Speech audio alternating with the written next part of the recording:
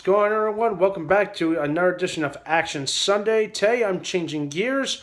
Today, I'm gonna try to dive into back into the adventure genre a little bit. Well, or in this case, it's the Western genre as well. Because remember last summer when I did all those adventure films, like Jewel of the Nile and all that, and I concluded it with the Legend movie, which we'll, of course, talk about Good Summer, which, of course, was after my birthday. So, but you get my point.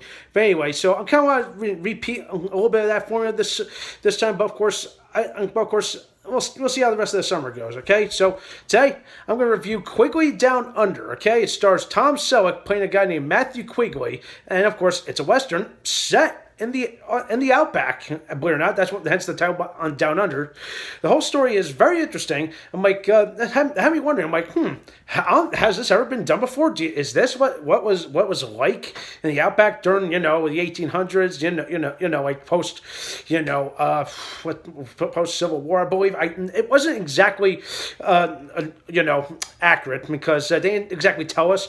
All I assume is that okay, it's gotta be the Great turn of the time of the West, the 1870s or the 1880s. It has to be somewhere in that time period, all right? Because of all the technology they had. But then again, now we're talking about Australia, because I really don't know much about Australia's history, but I'm pretty sure I think this movie would have been a little bit just about accurate, but I could tell there's a couple of discrepancies. But anyway, back to the story. So somehow Matthew Quigley takes up a job. We find out that he comes from Wyoming. It took 3 months. 3 months on a boat. He arrives in the western part of Australia, and supposedly he's hired to be a sharpshooter. And it turns out like the guy that hired him is a complete jackass. And of course, just wants to kill Aboriginals. And of course, it's essentially a topic that would not fly today.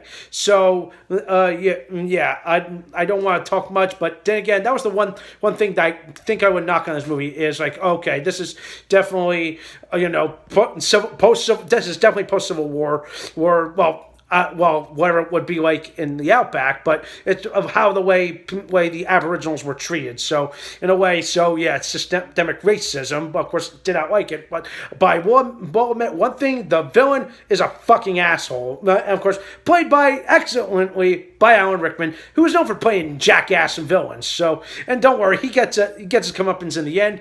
I love the setting. I'm gonna admit this right now. Love the damn setting of the outback. It's very nice, very fun. There is some very comedic humor throughout, but then like it's like okay, it's cool. Then all of a sudden then we take a hard right turn into the big hard Western stuff, like all the Western cliches.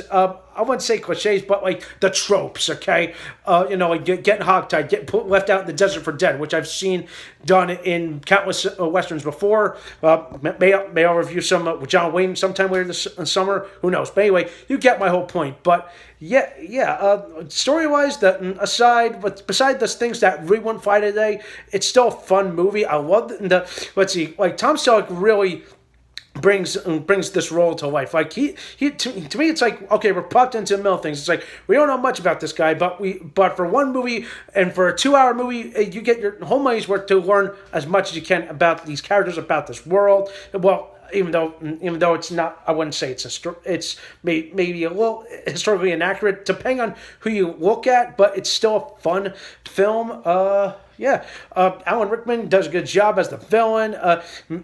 Mary San Giacomo, I believe that's how you pronounce her name. I never heard about her until this movie. So, so she's fairly unknown. I think she's like a good comedic filter to the straight-laced Matthew Quigley, even though Matthew Quigley in character, well, Tom Selleck-wise, like he's trying to be, okay, I'll go on with it, but it's like, hey, it's really weird, but they play off each other really well, and it's a good, and I'd say for what it's worth, I would say the movie gets a big thumbs up for like everything going for itself. I would love to see maybe a sequel to this, but I don't think that anything ever came of it, because I would have loved to see more Tom Selleck in a Western. But I believe there is, but of course I need to do more research, and I could probably review some of that.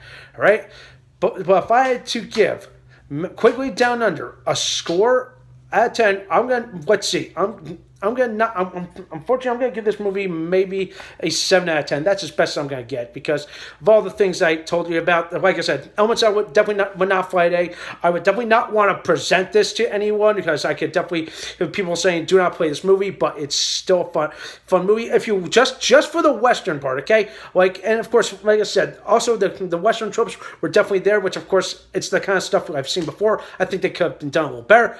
Love the villains. Love the dynamic between Tom Selleck and Mary Jane Giacomo. Good stuff there.